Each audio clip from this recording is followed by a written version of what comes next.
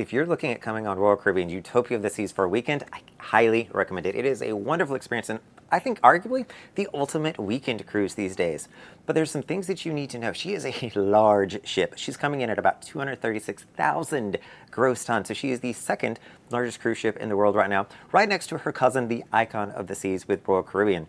So she is large. There is a lot to do, and in my opinion, you kind of need to prioritize what's important to you so you're not exhausted at the end of this trip. So I'm going to give you my quick takes, and I'm going to try to hit these really quick to say how can you maximize your time, what you need to know to have the best experience, and all the pro tips that I've learned from multiple weekend cruises, but especially weekend cruises on Utopia of the Seas. Hey everybody, it's Brandon, the Weekend Cruiser, where I go on a weekend cruise just about every weekend.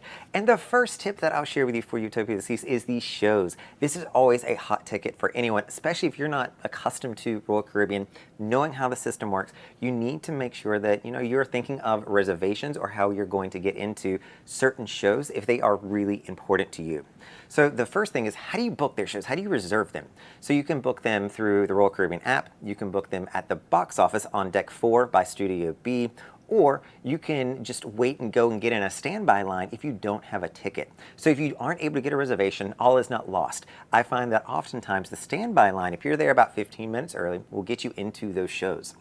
The hottest ticket show that's going to be there, and this is kind of surprising to some folks, is going to be the comedy show in the Addict. Now this is where they also do some shows, some entertainment, but the comedian here is a smaller group or smaller venue, and so you just don't have that many seats that they can let you reserve.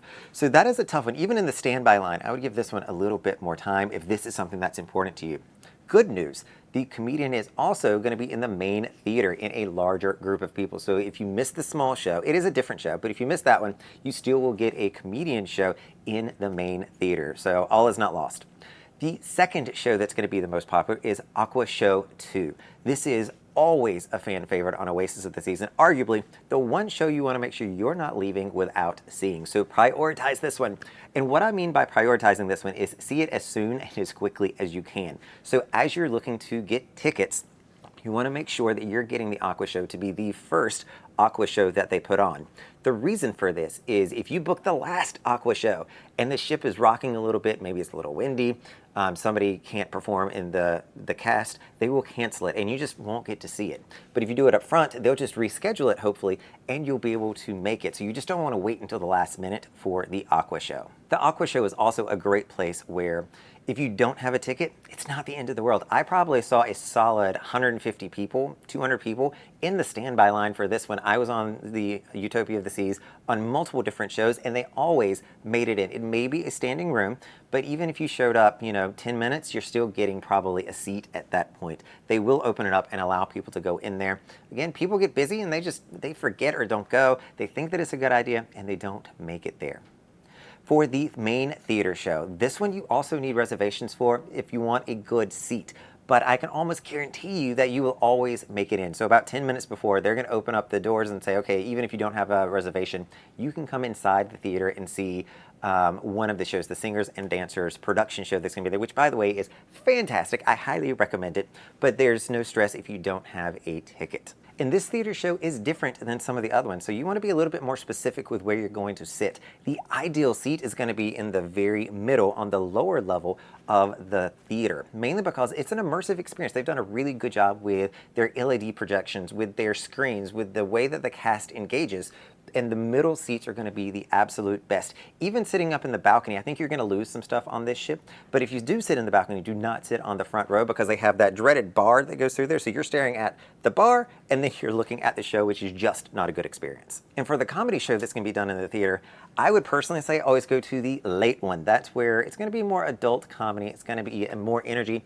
Any show that you go to in the theater that is the early seating is going to have less people in it. But for a comedy show, for me personally, I really enjoy having more people there. For a theater show, I'm fine having less people, not to distract and to interrupt, but for a comedy show, I want to hear hundreds of people laughing and hooping it up. And finally, you've got the ice show on board the Royal Caribbean Utopia of the season. Honestly, this is one that I personally prioritize. So if I want to make sure I'm doing all the other ones I just talked about, which are more my favorite, this one I'm kind of okay if I don't make it to the ice show. They've made some enhancements and improvements to the ice rink here. They've got some projectors that put really neat immersive kind of pictures on the ice floor itself, which is really cool to look at and does make it a good experience. I did like the ice show here, but if you got to prioritize these and try not to boil the ocean while you're on Utopia of the Seas for only 3 nights, I think the ice show is the one that I would cut the easiest. Now let's talk about the food on board Royal Caribbean's Utopia of the Seas. This is always a hot topic. The first thing that I'll call it is they've got new dispensers for their beverages and for their coffee. So this is not the Coca-Cola freestyle machines that you may be accustomed to. This is how you get those juices, how you get coffee, and how you get water. So if you have a coffee cup, I'm drinking some now, you will stick it directly under the machine and it's going to recognize that there's a cup there and it's going to give you coffee, it's going to give you water, it's going to give you whatever that beverage happens to be that is there. You do not need to touch it. There's a lot of people that really struggle with this, and I think it takes a little bit of patience, but you're just going to hold it there and the water or the coffee will actually start just flowing in, so you don't have to touch the touch-free sensor. Though I do wonder, maybe you all can help me out with this, where does the coffee come from? If they are dispensing coffee from what looks like a fountain of some kind, where's it coming from? And I just don't understand if there's just a huge vat of coffee somewhere or if it's instantly being mixed to make me a cup of coffee on the spot. So let me know in the comments if you know how these little contraptions work. Breakfast is also a place that I always love to talk about on cruise ships because it is the busiest time in the Windjammer in the morning time, probably from about 8 all the way up to 10 o'clock. Weekend cruises, they're probably going to run a little bit later than that. And so I personally don't like going when it is super crowded. But the good news, they have extra space on board Utopia of the Seas and other places you can eat to get out of that crowd. The first thing, if you still decide to go to the Windjammer for breakfast or even for any of these meals, head all the way to the back. So you're going to pick up your food on the stations on the left or the right and then head to the back. Number one, it's going to give you really good views down to Central Park, but it's also going to get you out of the crowd. The noise is going to be a little bit less and it's easier to de-stress there.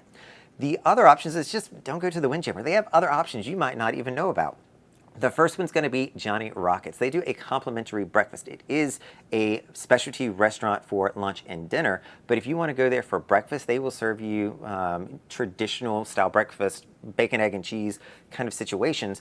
Complimentary. It's going to come with your cruise. The second option is you can go to the Solarium Bistro. This is going to be a lighter fare, more of a continental style, but it's a good place, again, to just get you out of the main environment that is there. And the last one, and this is probably one I go to more because I just love Central Park, is the Park Cafe. They're going to have some easy sandwiches to pick up, some fruits. It's not much that's going to be in there, but it's easy. And you get to sit in Central Park, guys, which is my favorite place to hang out on board any Oasis class ship, especially Utopia of the Seas. Now let's talk about the hottest ticket. And this is even above the attic in the comedy show, but Utopia Station on board Utopia of the Seas is the hottest ticket that you can get, and it's the one that everybody wants. It's also the most expensive ticket. It is a specialty restaurant that gives you a train simulation. So they've got 2 different train cars that are simulated, and you can see things passing you on the windows, and it's supposed to be a really awesome experience. Problem here is they only seat about 238 people per night, per day. And so with that, you've got over 5,000 people on the ship. So I don't need to do a calculator to bring up the math that said that's a really low percentage and small chance of getting a ticket here. And honestly, I've researched this. I've tried to figure it out.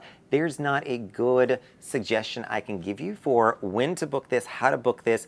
There were some, I would say, shadier activities that I've seen online, and even from the ship, some people said, oh, well, I did this and I was able to get a ticket. I do not recommend going outside of the normal ways to get this because that could end poorly. It almost did for one of the people I was talking to here. But just check often. That's what I can say. Go online, keep checking it in your cruise planner, keep trying to get that reservation. And the last thing when it comes to the food, if you're coming on Utopia of the Seas for a weekend and you drink alcohol, let me preface that, get the drink package, get the deluxe beverage package. It has a wonderful itinerary. You're going to Coco Cay, where you're going to be able to use your drink package. You've got Nassau, where a lot of people choose to stay on the ship. So I was just saying, you know, one of the things that they did modify here that I like a lot is if you are in Nassau, they have turned it into a day club kind of environment. So if you are walking out from the Windjammer, the left-hand side is really where the party ship or party pool is going to be. The right side will have some of that, but the left side is where they're going to have all the activities, all the events, even though the DJ is blasting music to both of those and raising the energy level. If you want to have a more quiet experience, you're going to want to go on the forward section of the ship on the other side of the lime and coconut, and that's the pool that you're going to do. So you're going to have the kid pool on one side, and then you're going to have what I call The quiet pool, not necessarily quiet, but it is more tame than you can find for the other one. It's also a great reason why you might not want to get off the ship in Nassau, because there's so much to do at the pool, and it's going to give you that true weekend experience and get to enjoy the drink package and the day club DJ experience. And I know I've talked a lot about places on Utopia of the Seas being loud or having a party atmosphere. There's still good places where you can escape and find some quiet. So if the party scene is not your thing, it's not really always mine either. I like to jump back and forth. There's some places you can go. The first one is going to be the solarium on board Utopia of the Seas. This is all the way at the forward section of the ship, and it is beautiful. It is fully enclosed. It will be a little bit warmer. Maybe they turn the air conditioning on for it, but it is a great experience if you want to hear more spa-like music. They've got some small plunge pools, I guess is what you would call them, wading pools that are really nice there, so you still can get in some water and have that experience.